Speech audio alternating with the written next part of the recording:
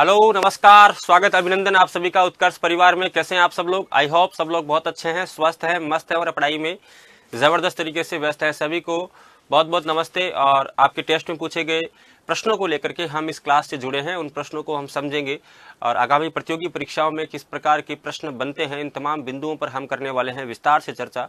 पहले प्रश्न की ओर बढ़ेंगे। क्वेश्चन नंबर देखिए 21। भारत के संविधान के हिंदी संस्करण का सुलेखन द्वारा किया गया था? ए.वी. ठक्कर, एस.सी. मुखर्जी, बसंत कृष्ण वेद या नंदलाल बोस? हम जब संविधान सभा पढ़ते हैं तब हमने पढ़ा था कि संविधान को अंग्रेजी में मूल रूप से लिखा गया था। संविधान की जो मूल भाषा थी वह अंग्रेजी भाषा थी और अंग्रेजी में संविधान को लिखने का काम किया था आपके प्रेम बिहारी नारायण रायजादा ने संविधान को अंग्रेजी भाषा में और आपकी इटैलिक शैली के अंदर लिखा था। जबकि संविधान का हिंदी में सुलेखन करने का काम किया था बसंत कृष्ण वेद्य ने।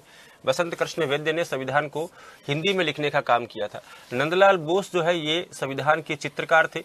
इन्होंने संविधान पर अलंकरण का कार्य किया था, चित्रकारी करने का काम किया था या अलंकरण का कार्य किया था, संविधान को सजाने का काम इन्होंने किया था।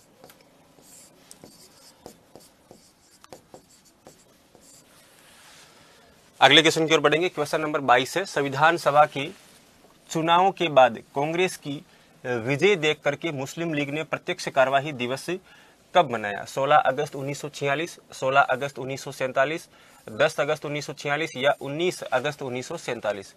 संविधान सभा के चुनाव हम पढ़ते हैं कैबिनेट मिशन की सिफारिशों के आधार पर जुलाई अगस्त 1946 के अंदर होते हैं और चुनाव के अंदर जो कुल निर्धारित 296 सीटें थी उनमें से कांग्रेस ने 208 सीटें जीती और 73 सीटों के ऊपर जीती मुस्लिम लीग। चुनाव में जब देखा गया मुस्लिम लीग के द्वारा कि कांग्रेस ने 208 सीटें जीत ली है और बहुमत जो है वो कांग्रेस के पास में है, अर्थात संविधान के निर्माण में जो महती भूमिका, जो ज्यादा भूमिका है वो कांग्रेस की होने वाली है।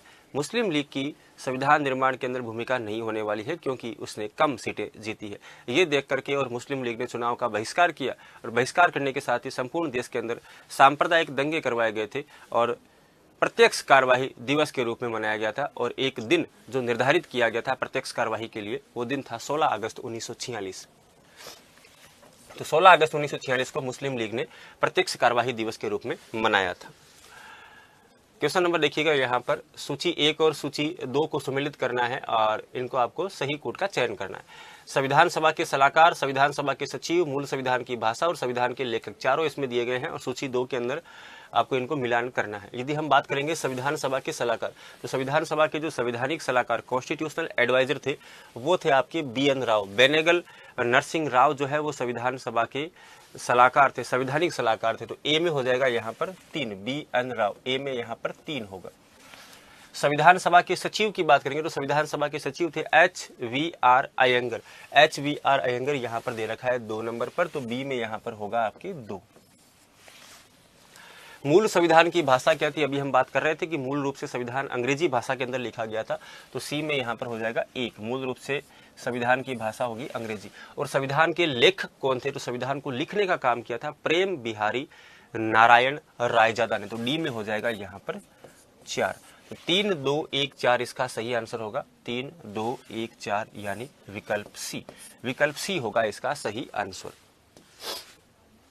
क्वेश्चन नंबर देखिए 24। भारत की संविधान सभा में सर्वाधिक महिलाओं का प्रतिनिधित्व कहां से था? मध्य प्रांत से, संयुक्त प्रांत से, बंबई प्रांत से या मद्रास प्रांत से? संविधान सभा की बात करेंगे तो सर्वाधिक जो भूमिका रही है या सबसे अधिक सदस्य रहे हैं संविधान सभा में, तो वो संयुक्त प्रांत के, संयुक्त प्रांत जिसको आज वर्तमान में हम उत्तर प्रदेश के नाम से जानते हैं। तो सर्वाधिक सदस्य भी उत्तर प्रदेश के थे, संयुक्त प्रांत के थे। कुल 55 सदस्य संविधान सभा में शामिल हुए थे। और महिलाओं की बात करेंगे तो कुल महिलाओं की संख्या 15 थी संविधान सभा के अंदर, उसमें से 5 महिलाएं सबसे अधिक संयुक्त प्रांत से शामिल हुई थी।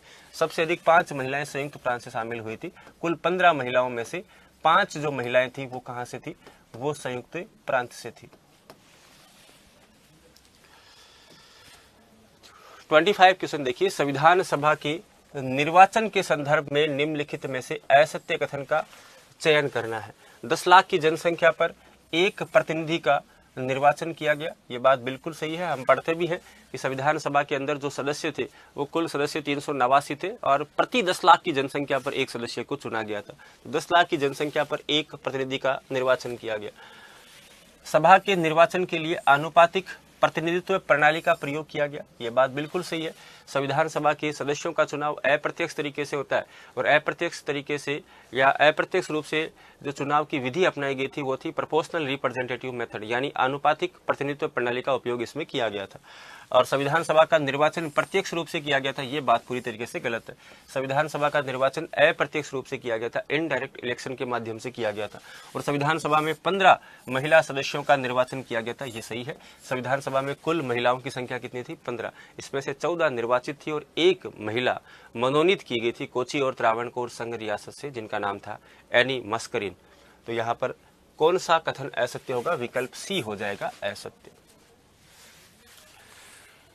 क्वेश्चन नंबर देखिए यहाँ पर 26, निम्नलिखित में से कौन सी विशेषता भारत के संविधान का सटीक वर्णन करती है? इनमें से कौन सी विशेषता भारत के संविधान का सटीक वर्णन करती है? संसद की संप्रभुता, गणतांत्रिक व्यवस्था, मंत्रियों का विधिक उत्तरदायित्व या प्रधानमंत्री केवल निचले सदन का सदस्य होना चाहिए। इसमें से कौन सी विशेषता है जो भारतीय संविधान का वर्णन करती है? संसद की संप्रभुता का सिद्धांत भारत में नहीं अपनाया गया है। भारत में संविधान की सर्वोच्चता का सिद्धांत अपनाया गया, तो ये तो गलत हो जाएगा। गणतांत्रिक व्यवस्था, ये भारतीय संविधान की विशेषता है। भारत एक गणतांत्रिक देश है, एक लोकतांत्रिक देश है, तो ये विशेषता भारतीय संविधान की सटीक विशेषता है। और मंत्रियों का विधिक उत्तरदायित्व जैसी व्यवस्था भारत में नहीं है। और प्रधानमंत्री केवल निचले सदन का सदस्य होना चाहिए, ये भी गलत है। प्रधानमंत्री किसी भी सदन का सदस्य हो सकता है, लोकसभा अथवा राज्यसभा में से। तो इसमें कौन सा स्टेटमेंट सही होगा? तो इसमें विकल्प बी, गणतांत्रिक व्यवस्था, ये भारतीय संविधान की सटीक विशेषता का वर्णन करता है। और देखिए भारत के संविधान की निम्नलिखित में से कौन सी मुख्य विशेषता नहीं है? कौन सी विशेषता भारतीय संविधान की नहीं है? गणतंत्र, तो भारत तो गणतंत्र है, ये बात तो सही है। प्रत्यक्ष लोकतंत्र, क्या भारत में प्रत्यक्ष लोकतंत्र है क्या? नहीं, भारत में अप्रत्यक्ष लोकतंत्र है, इनडायरेक्ट डेमोक्रेसी है, तो ये हो गया गलत आपके। महिलाओं के लिए समान अधिकार, महिलाओं के लिए समान अधिकार, क्या भारत में महिलाओं के लिए समान अधिकार है क्या? तो भारत में महिला और पुरुष के बीच में कोई भेदभाव नहीं है। लिंग के आधार पर संविधान किसी प्रकार का कोई भेदभाव नहीं करता है।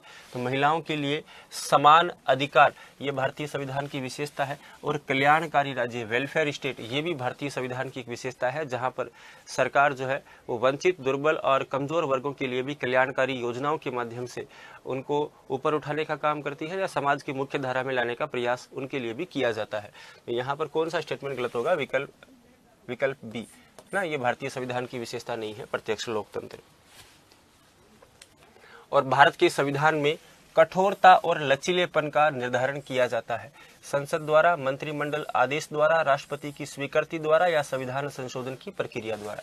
हम पढ़ते हैं कि भारत का संविधान कठोरता और लचीलेपन का मिश्रण है।